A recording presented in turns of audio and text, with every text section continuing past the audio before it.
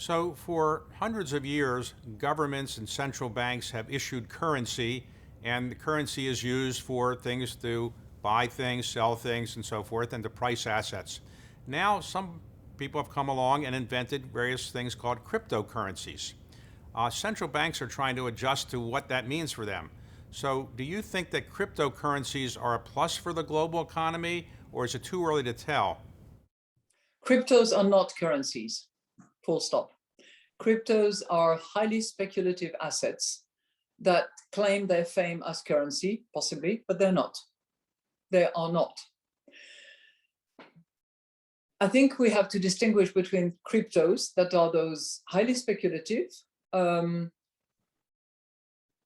suspicious occasionally, and high intensity in terms of energy consumption assets, but they're not a currency. On the other hand, you have those stable coins that are beginning to proliferate, which some big techs are trying to promote and push along the way, which are a different animal and need to be regulated where there has to be oversight that corresponds to the business that they are actually conducting, irrespective of how they name themselves.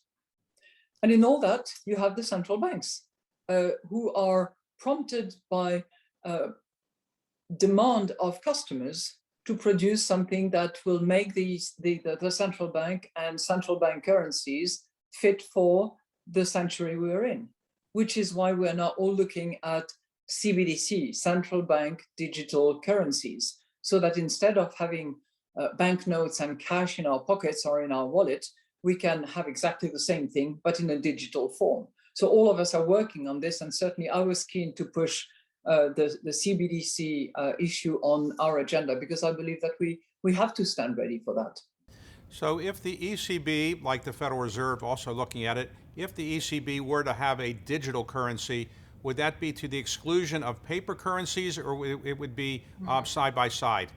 Side by side, because we want customers to have their preference. If they still want to hold those banknotes and cash, fine, and it should continue to be available and around.